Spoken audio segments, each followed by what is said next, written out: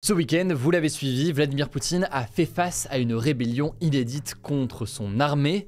Et alors, même si cette rébellion a été avortée au bout de quelques heures, le fait que Evgeny Prigojine, leader du groupe paramilitaire Wagner, ait réussi à prendre aussi facilement le contrôle de la ville russe de Rostov et avancer vers Moscou pose tout de même des questions. Alors après les actualités du jour d'hier, on est revenu sur le déroulé de ces événements du week-end dernier. Aujourd'hui, on va se poser d'autres questions. À quoi ressemble aujourd'hui le clan de Vladimir Poutine, qui entoure donc le président russe et prend avec lui des décisions? À l'heure où la Russie est actuellement au centre de l'attention forcément, la question de la façon dont le pays est gouverné est forcément centrale. C'est donc le sujet à la une des actualités du jour aujourd'hui.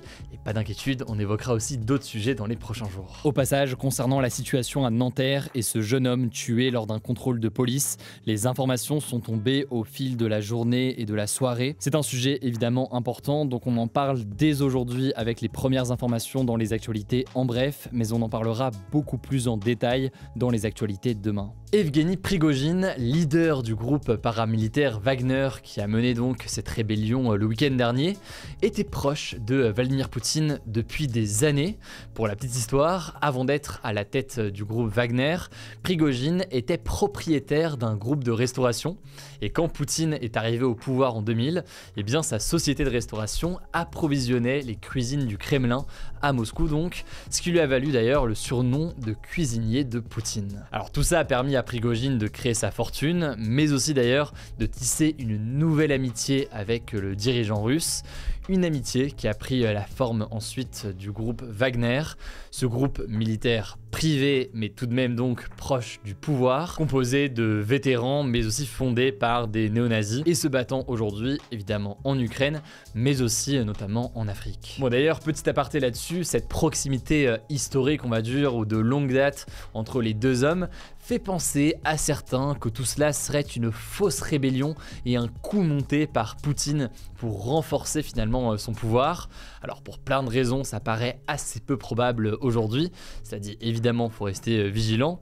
Ce qu'on sait simplement c'est que du côté de Prigojine avec cette rébellion, visiblement en tout cas officiellement il n'y avait pas une volonté de renverser Vladimir Poutine, c'est en tout cas ce qu'il déclare de son côté, mais plutôt eh bien, l'envie de conserver une forme de pouvoir et notamment donc de ce groupe Wagner face à des changements de politique de la part de Poutine. Bon mais là on parle de Prigojine, mais du côté de Poutine aujourd'hui du coup, qui gravite autour du président russe, qui gouverne donc avec lui?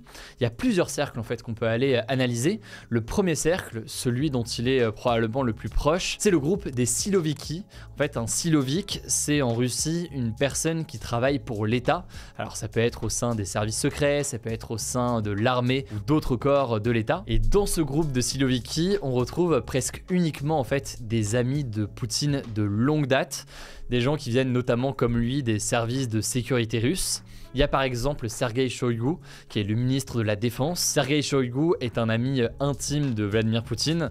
Il fait partie d'ailleurs de ceux qui enchaînent des séances de pêche avec lui. Et Shoigu d'ailleurs fait partie des personnes que Prigojine ciblait dans son discours ce week-end lorsqu'il disait vouloir renverser le commandement armé. C'était clairement l'une des cibles. Sergueï Shoigu est donc clairement un nom à retenir. Il y a aussi Sergueï Bortnikov, le directeur actuel du FSB. Le FSB donc c'est le service de renseignement issu initialement du KGB qui était le service de renseignement de l'URSS.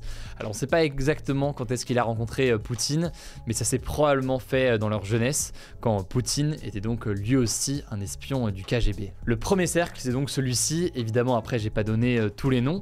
Ensuite le deuxième cercle de Poutine il est constitué beaucoup d'oligarques russes.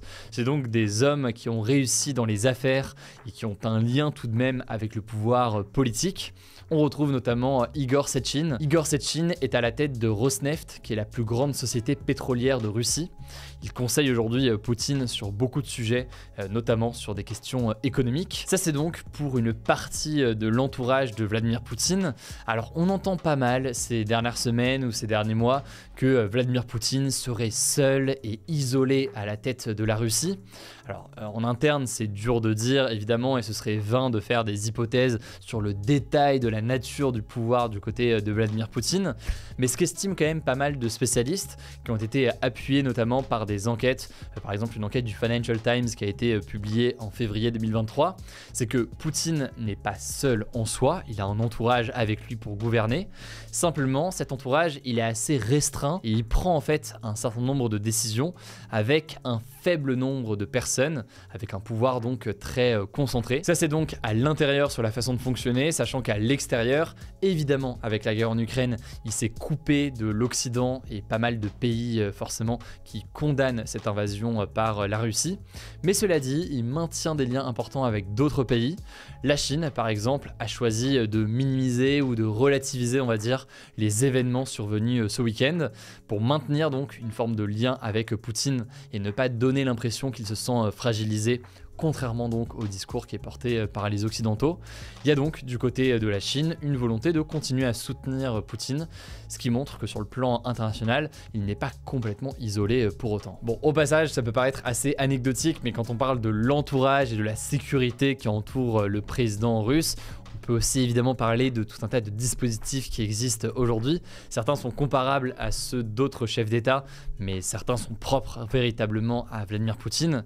Au quotidien, Poutine a par exemple des goûteurs pour les aliments qu'il mange, des testeurs d'habits parfois pour vérifier qu'il n'y a pas un produit incrusté dans le vêtement qui pourrait le tuer. Il a aussi fait construire son bureau à l'identique dans plusieurs résidences pour que personne ne sache vraiment où il est quand il fait un discours et qu'il est filmé. Vous l'avez compris, il y a quand même un grand dispositif qui est mis en place. L'enjeu aujourd'hui pour Vladimir Poutine, c'est la solidité de son entourage. À la fois, le retournement de Prigojine a fragilisé quand même Vladimir Poutine. Il a montré qu'il y avait des failles dans son entourage. Et en même temps, c'est aussi quelque chose que Vladimir Poutine a réussi à désamorcer, ce qui montre que certains restent fidèles à lui. Dans tous les cas, les prochains jours et les prochaines semaines vont être très intéressantes à analyser. Ça me semble intéressant de vous présenter l'entourage, le fonctionnement de Poutine aujourd'hui.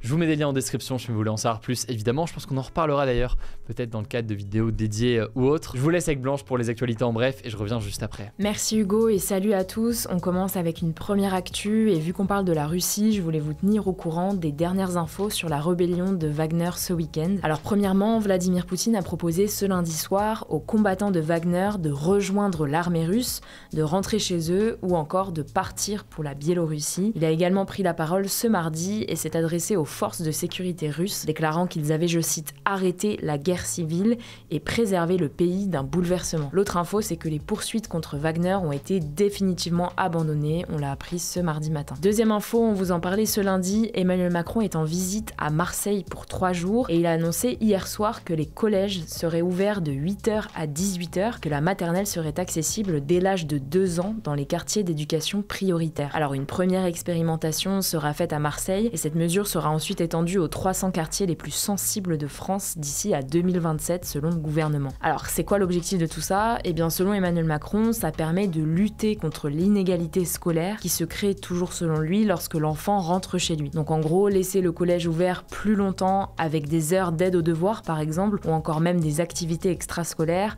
permettrait de limiter selon lui le décrochage scolaire. Ceci dit, cette mesure ne fait pas l'unanimité, beaucoup pointent notamment du doigt la pénurie d'enseignants dans les quartiers d'éducation prioritaire. Emmanuel Macron a aussi évoqué une potentielle réduction des vacances d'été. Il souhaite en tout cas, je cite, repenser le temps scolaire, estimant que les longues vacances sont une source d'inégalité et entraînent des semaines trop chargées. On en avait parlé dans les actus du jour il y a quelques semaines, je vous mets le lien en description si vous voulez en savoir plus. Troisième actu et ça concerne le naufrage du bateau de migrants qui a fait au moins 82 morts et des centaines de disparus au large de la Grèce le 14 juin dernier. Cet événement a soulevé de nombreuses questions sur la responsabilité des autorités grecques dans le drame. Et bien justement, on vient d'apprendre que la Grèce aurait en fait ignoré une offre d'assistance aérienne de Frontex, qui est l'agence européenne de garde-frontières. En fait, Frontex aurait proposé son aide aux autorités grecques après avoir surveillé le bateau pendant 10 minutes, mais n'aurait reçu aucune réponse de leur part, selon le service de presse de l'agence. Et d'ailleurs, suite à cet événement, le responsable des droits fondamentaux de Frontex aurait même recommandé de suspendre temporairement les activités de l'agence en Grèce, selon une source citée par Le Monde.